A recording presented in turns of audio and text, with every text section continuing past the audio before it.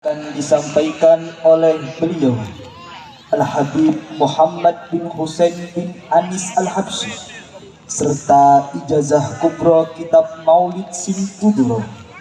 Kepada beliau Habib Muhammad bin Husain bin Anis Al-Habsyi dengan segala hormat kami aturkan. Bismillahirrahmanirrahim. Alhamdulillahi Rabbil Alamin. Allahumma salli wa sallim ala Sayyidina Muhammadin Miftahi babi rahmatillah adada ma fi ilmillah salatan wa salaman daimaini bidawami mulkillah wa ala alihi wa sahbihi wa man walah wa man tabi'a sunnatahu wa qa'tada bihudah ila yaumi liqa'illah. Amma ba'du. Assalamu alaikum warahmatullahi wabarakatuh.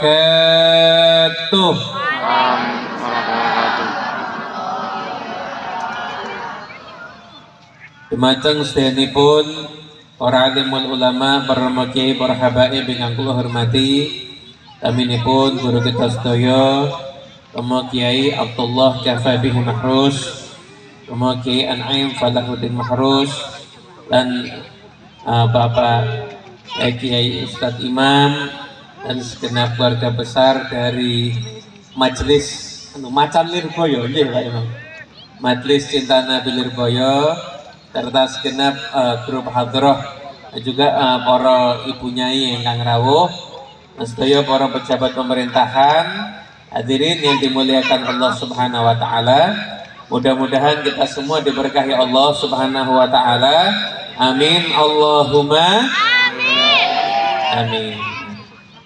Alhamdulillah, kita sudah mendengarkan nasihat yang penuh dengan wijhah qawiyah dari guru kita Ramaki Abdullah Kafabi Mahrus, yang insyaallah mengingatkan kita untuk cinta sama Kanjeng Nabi dan juga untuk menghadapi tahun politik. Pokoknya jangan sampai putus silaturahmi, karena sebetulnya beda pendapat itu biasa. Yang repot kalau beda pendapatan itu yang repot.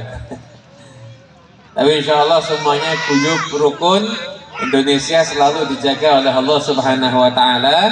Amin Allahumma amin.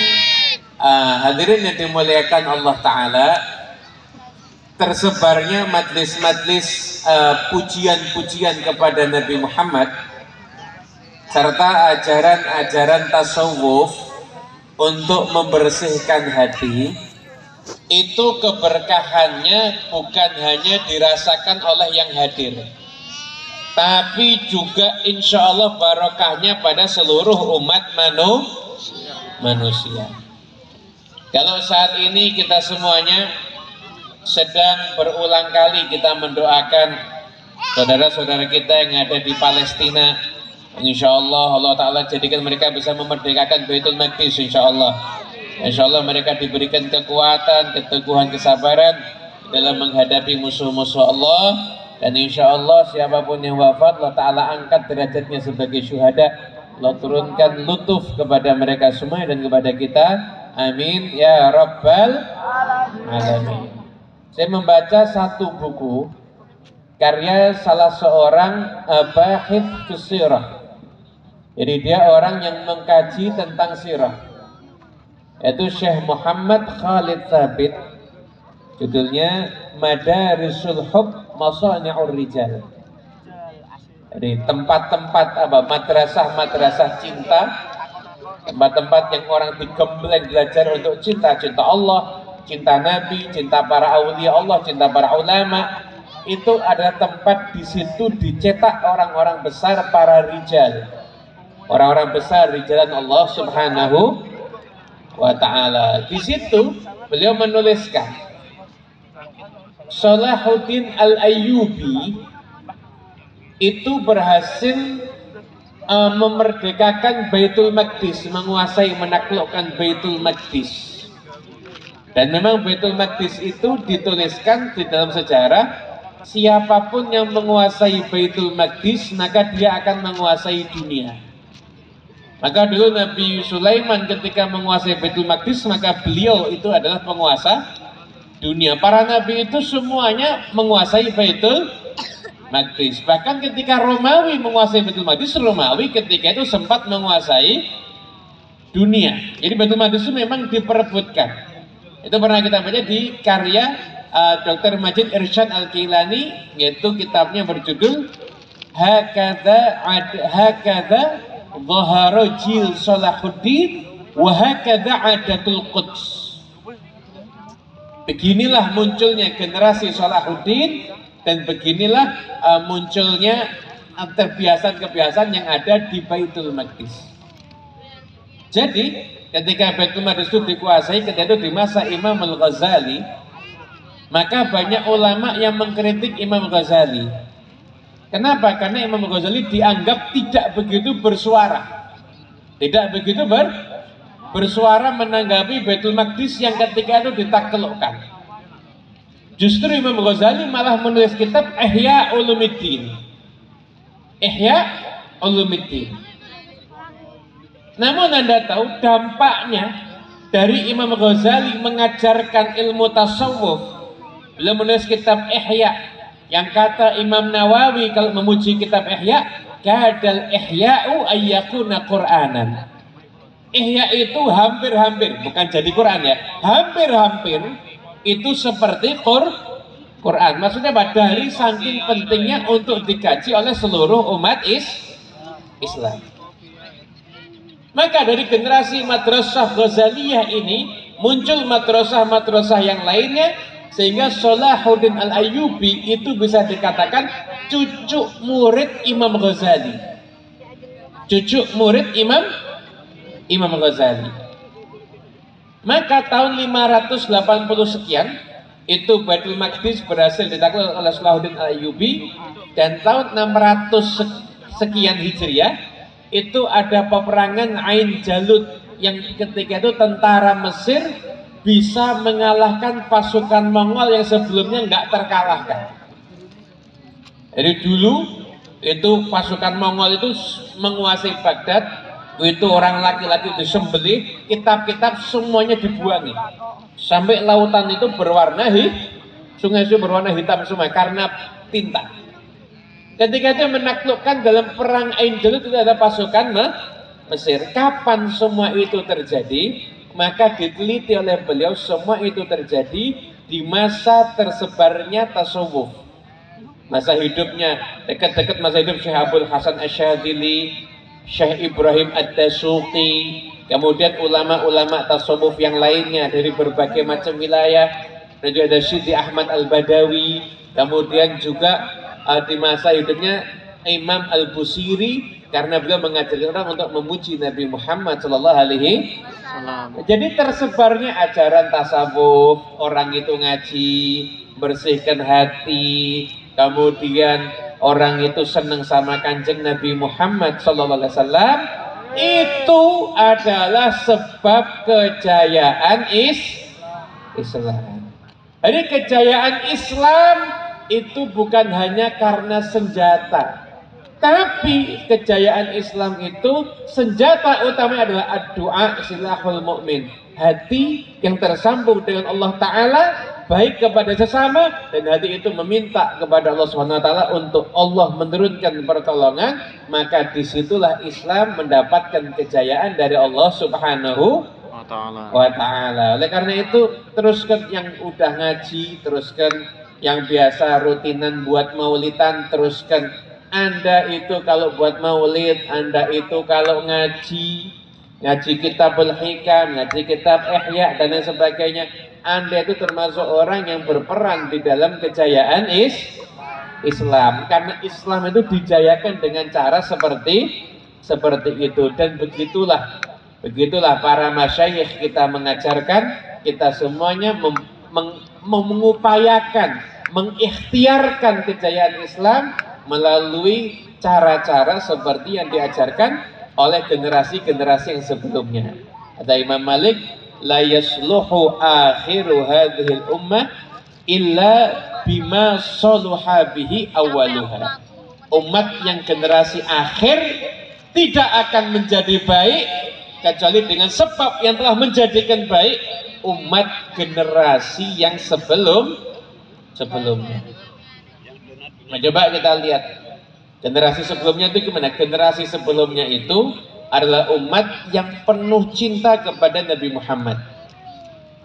Jadi kadang-kadang orang zaman sekarang ini kadang-kadang lucu. Bilang gini, saya nggak mau maulidan, sahabat Nabi juga nggak pernah maulidan. Loh, sahabat Nabi itu di pasar itu bahasnya Kanjeng Nabi. Kita di masjid bahasnya urusan pasar. Kebalik kita.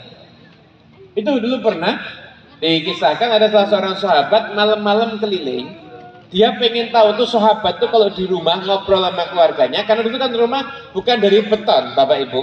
Jadi kalau ada orang itu ngobrol di dalam rumah, yang di luar rumah itu bisa mendengarkan suaranya. Maka dia keliling lewat itu semua rumah yang ada, itu semua rumah ceritanya tentang Nabi Muhammad. Ada yang cerita perangnya bersama dengan Nabi Muhammad, ada yang cerita momen indahnya dengan Nabi Muhammad, ada yang cerita perjalanan dengan Nabi Muhammad, ada yang menceritakan Rasulullah bagaimana di keluarganya. Itu semua rumah-rumah itu ceritanya tentang Rasulullah. Sahabat nggak perlu maulidan, setiap saatnya mereka bahas Nabi. Begitu juga tabiin bahas Nabi. Cintanya sahabat itu keluar ke tabiin, tabiin terus seperti itu. Generasi kita sekarang kalau nggak ada maulidan, nggak ada yang bahas Nabi Muhammad. Tokoh yang dikenal, YouTuber, TikToker, selebgram, nggak cetok. Kadang-kadang artis pegatan berapa kali apal. Namanya istri Kanjeng Nabi nggak pernah hafal. Ayo model gitu ada atau ada? Ada atau ada? Ada. Nah itu sahabat tuh nggak perlu maulidan, setiap saatnya maulidan, tapi kita perlu maulidan untuk menyambung lagi antara kita dengan Nabi Muhammad Sallallahu Alaihi Wasallam. Nggak terhitung banyaknya para ulama yang membuat gubahan cinta berisi pujian dan sirah Nabi Muhammad, termasuk pula diantaranya adalah Al-Habib Ali bin Muhammad Al-Habsyi. Ali bin Muhammad Al-Habsyi itu juga beliau punya ekspresi cinta beliau kepada Nabi Muhammad dalam bentuk maulid yang dikenal dengan nama Maulid Simtud Duror, atau biasa kadang disebut Maulid Habsyi atau maulid apapun juga. Itu Maulid Simtud Duror itu karya Habib Ali bin Muhammad Al-Habsyi. Habib Ali sendiri, beliau itu seorang ulama yang sangat keilmuannya jelas. Ngaji dengan Syekh Ahmad Zani Dahlan selama 4 tahun. Ngaji dengan gurunya Habib Abu Bakar Al-Attas sekian tahun. Ngaji dengan gurunya Habib Idrus bin Umar Al-Habsyi sekian tahun. Jadi ulama yang punya sanad keilmuan yang jelas. Ayah beliau yang namanya Habib Muhammad bin Husain Al-Habsyi, namanya Ali bin Muhammad bin Husain Al-Habsyi ini, beliau itu punya anak 2, punya anak banyak, tapi yang menonjol 2. Ada Habib Ali yang tinggal di Yaman yang buat Maulid Simtud Duror, yang diperingati haulnya biasa di Solo ataupun di Yaman. Ada juga Habib Husain bin Muhammad bin Husain Al-Habsyi yang menjadi mufti di Haramain. Habib Husain bin Muhammad bin Husain Al-Habsyi ini, beliau di dalam kitab Tasniful Asma karya Syekh Yasin bin Isa Al-Badani, ada beberapa ulama Nusantara yang mulazamah kepada Habib Husain. Di antaranya Syekh Mahfud Termas, kemudian Kiai Haji Hashim Asy'ari. Itu ngaji dengan Habib Husain bin Muhammad bin Husain Al-Habsyi ketika beliau tinggal ada di Mekah. Maka dulu Habib Anis, beliau menjadi saksi hidup ketika Kiai Haji Hashim Asy'ari itu mau ke Tegal. Beliau mampir ke Solo, ketemu sama putra Habib Ali, sebelum namanya Habib Alwi, bilang, Habib, saya dulu ngaji sama paman antum. Sekarang saya silaturahmi untuk menyambung lagi. Jadi sanad keilmuannya itu bersambung. Keilmuannya itu bersambung. Jadi habaib dan kiai itu sanad keilmuannya itu sama. Min masyrabin wahid. Dari satu masyrab, satu sumber yang sama. Sanad keilmuannya sama. Habib Ali bin Muhammad Al-Habsyi, beliau itu usianya belum 20 tahun. Allah Ta'ala berikan kelebihan kepada beliau, itu bisa berjumpa langsung dengan Nabi Muhammad dalam keadaan terjaga. Ya qadhatan. Lah kok bisa, Beb? Kan Nabi sudah wafat. Kalau Nabi nggak pernah jelaskan, saya juga bingung. Tapi Nabi udah jelaskan. Nabi mengatakan, man ra'ani fil manam fasayarani fil yaqadhah. Kata Nabi, barang siapa yang lihat aku dalam tidurnya, dalam mimpinya, maka akan menyaksikan aku dalam keadaan terjaga. Itu nanti di akhirat, enggak loh, di akhirat enggak usah nunggu mimpi ketemu Nabi, yang enggak mimpi ketemu Nabi pun juga akan lihat Nabi. Tapi mimpi terjaga berjumpa dengan Nabi itu ketika ada di dunia. Orang yang pernah mimpi berjumpa dengan Nabi bisa terjadi. Nah, Habib Ali itu dapat keutamaan, usianya belum 20 tahun, beliau ziarah ke makam Nabi Muhammad. Lalu ketika ziarah makam Nabi itu sampai di Madinah, satu hari khatam Dalail Khairat 7 kali. Pantas Pak, sowan Kanjeng Nabi sambil ngamalkan Dalail Khairat satu hari 7 kali khatam. Nah kita kan enggak, kita kalau umroh kadang-kadang pasarnya yang hatam. Pasar sini hatam, kulinernya hatam, tempat ngopi hatam. Dalailnya belum, Qurannya belum, WhatsApp hatam. Ini beliau ziarah Nabi saat baca dalail 7 kali hatam sehari. Sampai akhirnya ketika beliau datang, itu beliau dalam keadaan nangis karena nganggap, ya Allah, aku nih kok dosanya banyak. Padahal satu hari baca dalail khairat sampai 7 kali. Qurannya nggak usah ditanya, dalail dibaca apalagi Quran.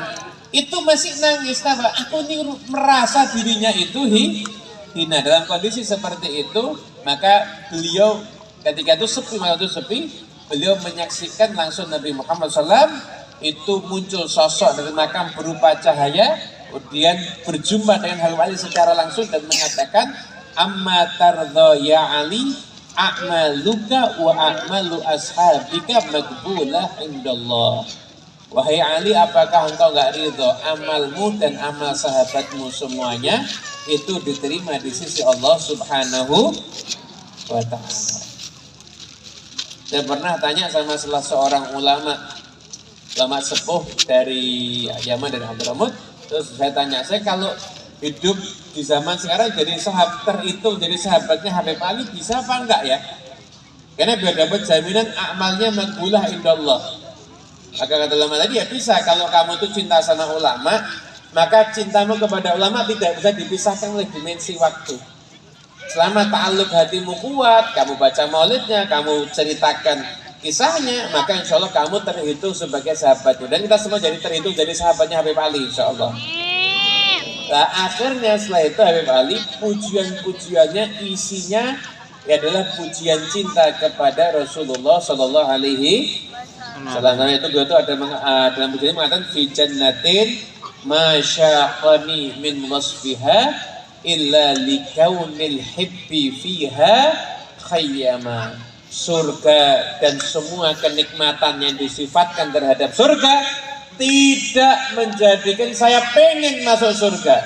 Saya itu pengen masuk surga karena satu alasan, karena kekasihku Nabi Muhammad tinggalnya di dalam surga. Shallallahu ala Nabi Muhammad. Sing selawati banter lo dongake utangi lunas. Ketara nek kakean utang gitu. Hadirin yang dimuliakan Allah Ta'ala begitu. Nah, beliau terus dakwah. Habib Ali itu berdakwah. Beliau itu, kok bisa ya usia belum 20 tahun kok bisa mimpi ketemu Kanjeng Nabi. Habib Ali itu tidak tidur Kecuali sebelum tidur beliau bilang begini, ya Allah, hari ini semua yang mendolimi aku saya maafkan. Yang rasanya aku menggunjing aku, saya maafkan. Yang jahat kepadaku, saya maafkan. Tidak tidur sebelum maafkan semua orang yang berbuat salah kepada beliau. Bahkan pernah beliau itu ketika difitnah, sampai beliau itu punya majlis maulid dihentikan ketika itu. Nggak boleh buat maulid.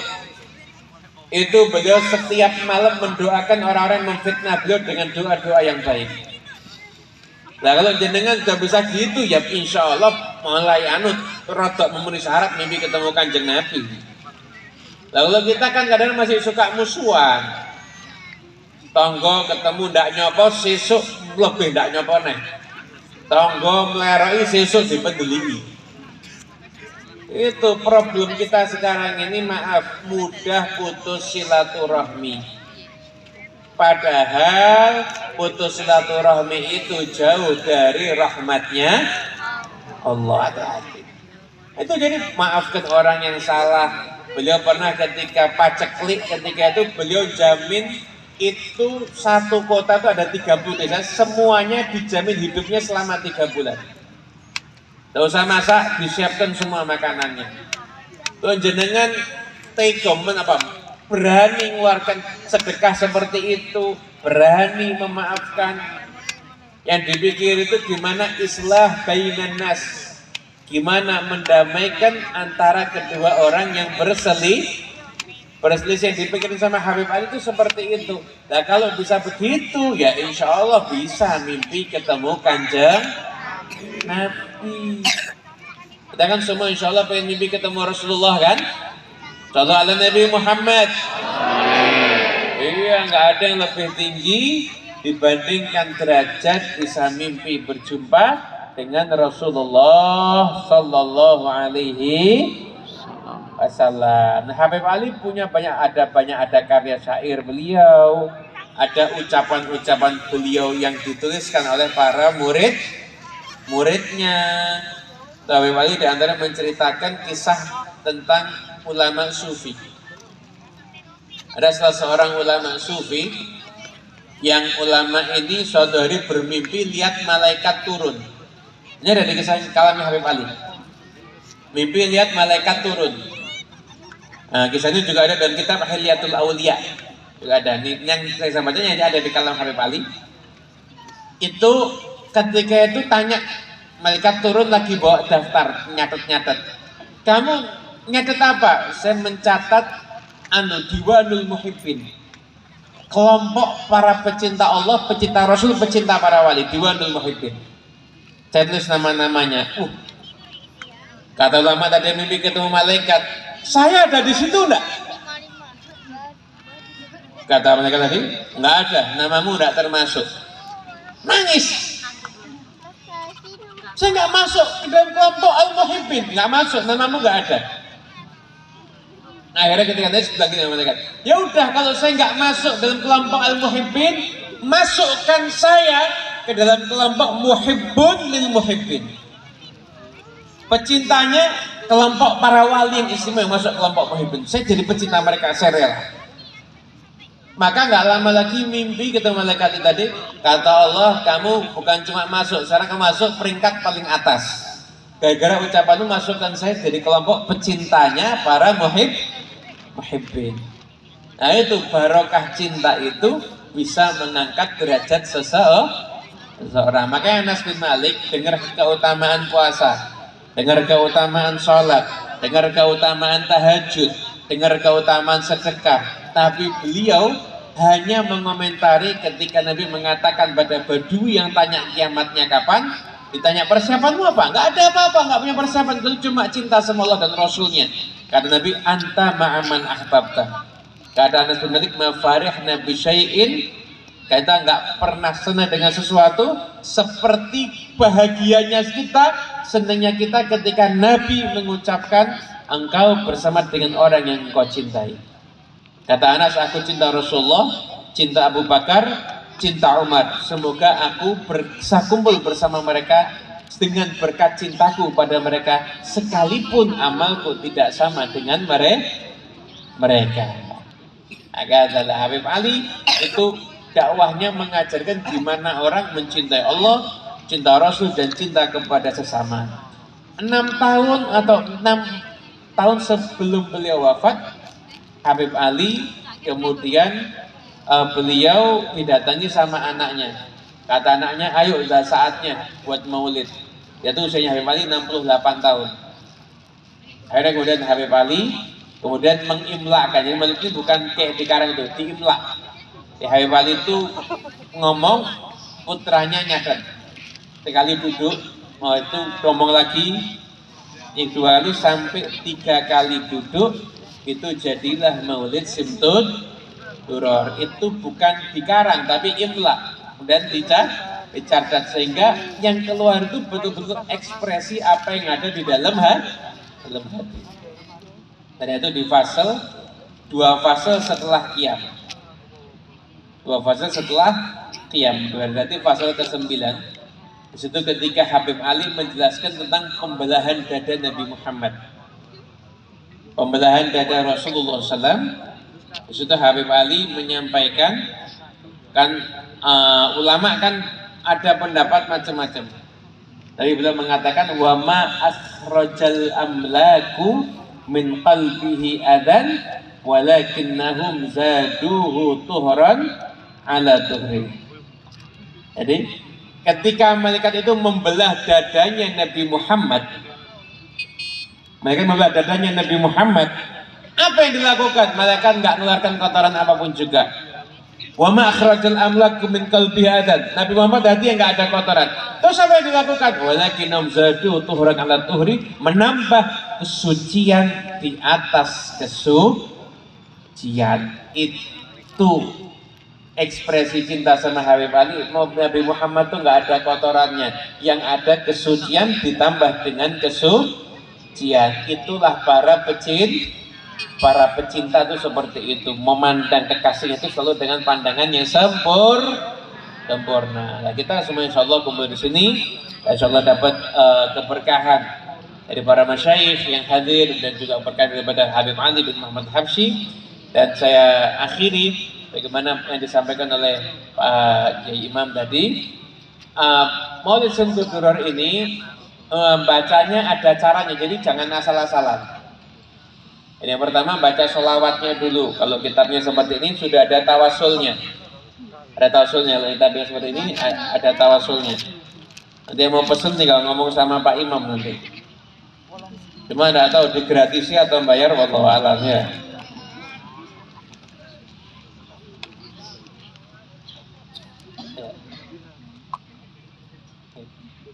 Itu. Nah ini ada sholawat yang huruf ba, ada sholawat yang huruf qaf. Nah kalau bulan Maulid yang dibaca huruf ba. Ya Rabbi sholli ala Muhammad malaha fil ufqi nuru kaukab, yang bulan Maulid. Karena sekarang udah bulan Rabiul Akhir, yang dibaca qaf. Ya Rabbi sholli selain Rabiul Awal yang dibaca qaf. Asyrafi badrin fil kauni asyraf. Nah selanjutnya fasal itu dari pertama sampai mahalul qiyam jangan ada yang dipotong. Karena itu harus dibaca semua. Diselingi qasidah boleh. Pasal 1, 2 qasidah, 3, 4 qasidah, 5, 6 qasidah boleh. Tapi semuanya dibaca. Setelah itu mahalul qiyam. Nah, setelah itu mahalul qiyam. Nah, setelah mahalul qiyam kemudian itu baca wahina baroza, karena itu kisah maulidnya Nabi Muhammad. Kalau maulid Nabi nggak baca, maulid Simtud Duror dibaca nggak baca fasl wahina baroza, itu kayak pesen es teh tapi nggak pakai teh, pesen sego goreng tapi nggak pakai sego. Itu yang baca maulid tuh nggak ada cerita maulidnya. Nah, Nabi wahina baroza itu dibaca. Selanjutnya di fase sebelum doa itu ada 2 fase syama'ilnya Nabi. Ada fase ke-13 wahai itu tasyarrufatil asma, itu menerangkan tentang keindahan fisik Nabi. Dan fase yang terakhir yaitu walaqad tasofa itu menerangkan tentang akhlaknya Nabi Muhammad Sallallahu Alaihi Wasallam. Yang pasal yang 13 khulqun Nabi, fisik Nabi. Tapi kalau pasal ke-14 khuluqun Nabi, keindahan akhlaknya Nabi Sallallahu Alaihi Wasallam. Kemudian doa mau dibaca utuh itu lebih bagus. Beginilah sanad cara membaca Simtuduron. Atas sanad yang sudah saya ajarkan tadi, monggo saya ijazahkan kepada jenengan semuanya. Ayo katakan qabilna ijazah. Ya, insyaallah ya, barokah semuanya. Mungkin yang bisa kita sampaikan, insyaallah Allah Ta'ala berkahi pertemuan ini. Tak ada yang hadir kecuali bangun dari tempat ini hajatnya kabul. Sedang sakit diangkat semua penyakitnya, berikan keberkahan dini wa dunya wal akhirah.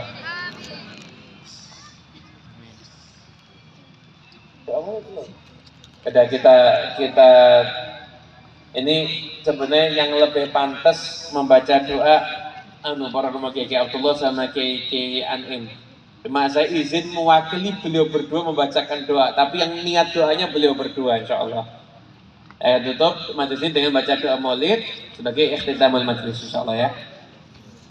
Bismillahirrahmanirrahim. Alhamdulillahirabbil alamin. Allahumma shalli wa sallim ala sayyidina Muhammadin fil awwalin. Allahumma shalli wa sallim ala sayyidina Muhammadin fil akhirin.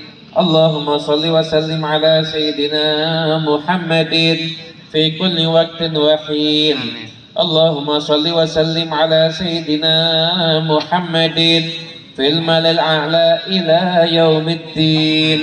Allahumma salli wa sallim ala sayyidina Muhammadin wa ala alihi wa sahbihi ajma'in. Walamma nadama al-fikru min darari al-asafil Muhammadiyati uquda, tawajjahtu ila Allah mutawassilan bi sayyidi wa habibi Muhammadin sallallahu alaihi wasallam jalasa fi mashkuran wa fi'li fihi mahmuda wa yaktuba amali fil a'mal al maqbula wa tawajjuhi fi tawajjuhatil khalisati wasilatil mawsula. Allahumma ya man ilaihi tatawajjahu al-amalu fata'udu dhafira wa ala babi 'azatihi tuhattu rihalu fatashaha minhu al-fuyudhatul ghamira. نتوجه إليك بأشرف الوسائل لديك سيد المرسلين عبدك الصادق الأمين سيدنا محمد الذي عمت رسالته العالمين أن تصلي وتسلم على تلك الذات الكاملة مستودع أمانتك وحفيظ سرك وحامل راية دعوتك الشاملة الأب الأكبر المحبوب لك والمخصص بشرف الأفخر في كل موطن من مواطن القرب والمظهر. قسم امدادك في عبادك وساقك إرشادك لأهل ودادك سيد الكونين وأشرف الثقلين العبد المحبوب الخالص المصوص منك بأجل الخصائص.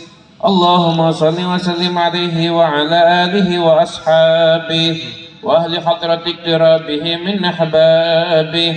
اللهم إنا نقدم إليك جاه هذا النبي الكريم ونتوسل إليك بشرف مقامه العظيم أن تلاحظنا في حركتنا وسكنتنا بعين عنايتك وأن تحفظنا في جميع طوارنا وتقلباتنا بجميل رعايتك وحصين وقايتك وأن تبلغنا من شرف القرب إليك وإلى هذا الحبيب غاية آمالنا وتتقبل منا ما تحركنا فيه من نياتنا وأعمالنا وتجعلنا في حضرة هذا الحبيب من الحاضرين وفي طرائق اتباعه من السالكين ولحقك وحقه من المؤدين ولعهدك من الحافظين.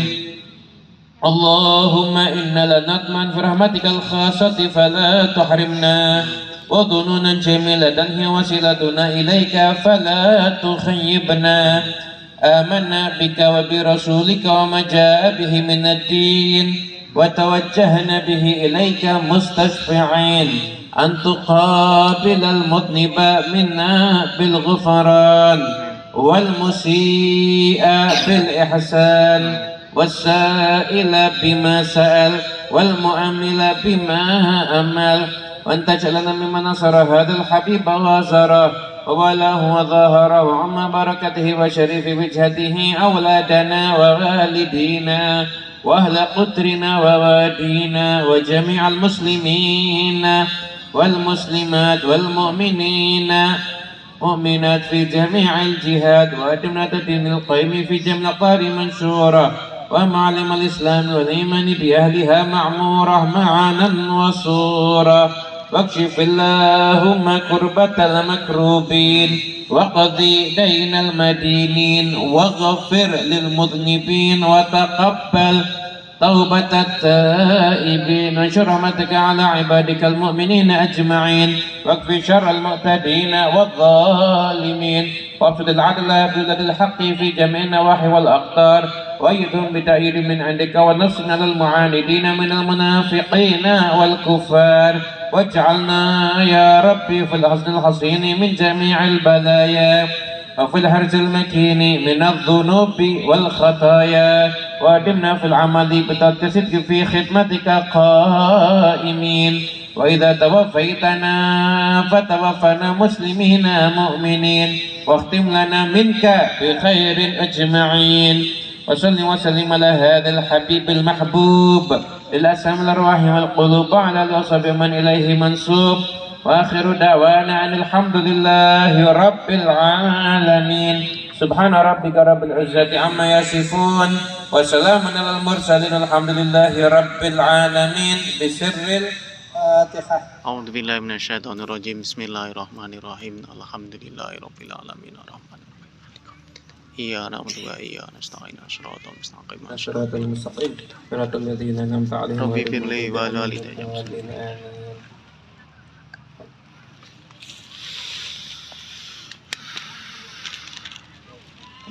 اللهم تقبل هذه الدعوات وأجل بالإجابة آمين آمين لا للعمل بالباقيات الصالحات واغفر لنا آمين آمين آمين. قبول إن شاء الله. الحمد لله.